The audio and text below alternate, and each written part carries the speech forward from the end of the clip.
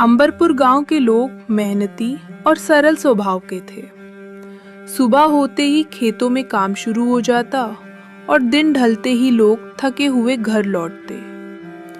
इन्हीं मेहनतकश लोगों के बीच रहता था शंभू, जो रोज सुबह अपने ठेले पर उबले अंडे बेचने निकलता था। सुबह की ठंडी हवा में जब लोग काम पर जाने लगते तो उनके कदम अपने आप शंभू के ठेले पर रुक जाते। ठेले पर गर्मा गर्म उबले अंडे, ऊपर से काला नमक और चाट मसाला, सुगंध ही ऐसी कि देखते ही किसी का भी मन ललचा जाए। अरे शंभू, तुमने तो कमाल कर दिया। ये उबले अंडों का ठेला बहुत अच्छा है। सुबह काम पर जाने से पहले खा लें तो दिन भर ताकत बनी रहती है, और शाम को काम करके आने पर तेरा उबला अंडा खाने से रात को नींद बहुत अच्छी आती है और दिन भर का थकान भी खत्म हो जाता है। शंभू भाई, ऐसा क्या मिलाते हो अंडे में? शंभू मुस्कुराकर बोला, धन्यवाद भैया, मुझे अच्छा लगता है कि आपको मेरे उबले अंडे पसंद आते हैं। और भाई, तुम जो उस पर काला नमक और चाट मसाला डालते हो ना, बस पूछो मत, खाते ही मुंह में पानी आ जाता है। अरे आप लोग यूं ही खुश करते हो, पर सच कहूं तो मसाले का ही तो मजा है। भाई उदय भान सिंह, मेरा अंडा मसालों की वजह से फेमस है। पर शंभू, तुम 18 रुपए में 2 अंडे देते हो तो दिन भर में कितने प्लेट निकल जाते हैं? शंभू ने तुरंत हिसाब लगाया। भाई साहब, कम से कम 50 से 60 प्लेट बिक ही जाते हैं। इसका मतलब 500 से 600 रुपए रोज हो जाते होंगे। हाँ भाई साहब, 500 से 600 रुपए बड़े आराम से बन जाते हैं। इतने से घर कैसे चलता है रे बेटा? शंभू हल्की मुस्कान के साथ बोला, दादा, मैं तो अकेला रहता हूँ, मेरा गुजारा इसमें ही हो जाता है, और मुझे अंडे के अलावा और कुछ आता भी नहीं, इसलिए इसी को ही अपना काम मान लिया है। इतना कहकर गांव वाले हंसते बतियाते अपने अपने रास्ते निकल गए। धीरे धीरे शंभू के सारे अंडे बिक गए। शंभू ठेला समेट ही रहा था कि उसी समय एक बूढ़ी अम्मा वहां आ पहुंची। अरे बेटा, क्या बेच रहे हो? अम्मा उबले अंडे बेचता था, लेकिन अभी सब खत्म हो गए। अरे बेटा, बस उबले अंडे ही बेचते हो, इसमें तो पेट कैसे भरता होगा? तुम अगर इनके साथ रोटी भी दे दिया करो तो लोगों का पेट भर जाएगा।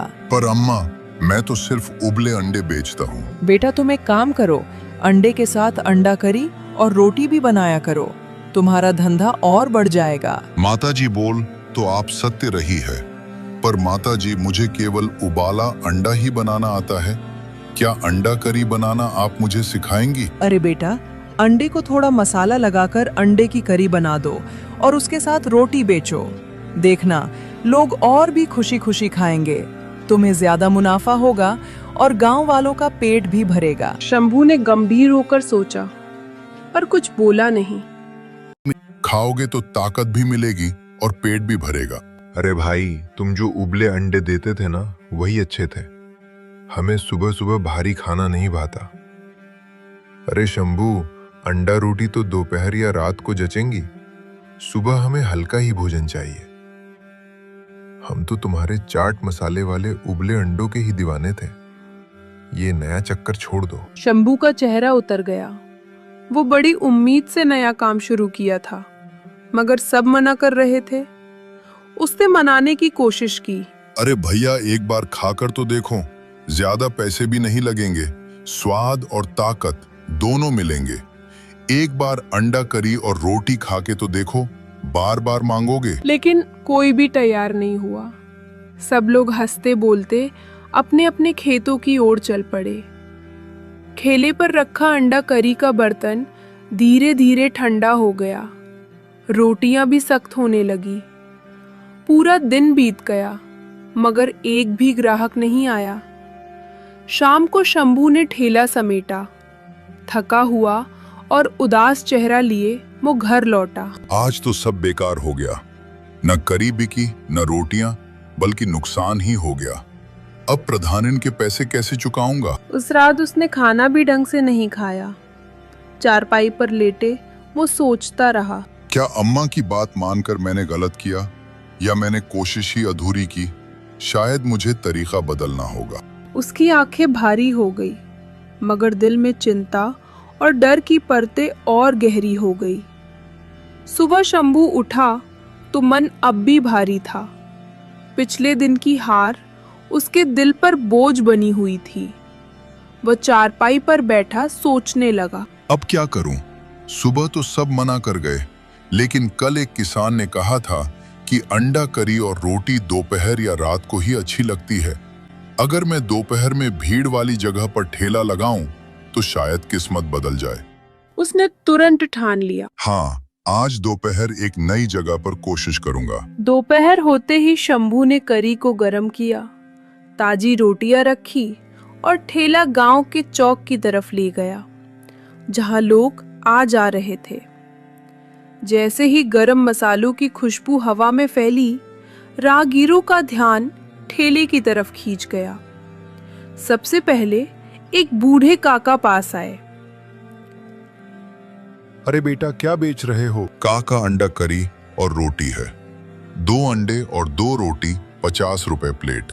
अरे वाह, एक प्लेट दे बेटा। शंभू ने जल्दी से करी गरम की, ऊपर से हरी धनिया और मसाला छिड़क कर प्लेट सजाई।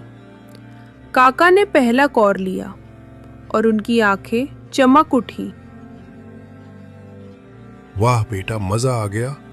अंडा करी तो एकदम जायकेदार है, तीखी भी और मजेदार भी। शंभू का मन प्रसन्न हो गया। अभी 2 किसान जो खेत से लौट रहे थे, ठेले के पास आ गए। अरे शंभू, ये समय और जगह तो बढ़िया है तेरे ठेले के लिए।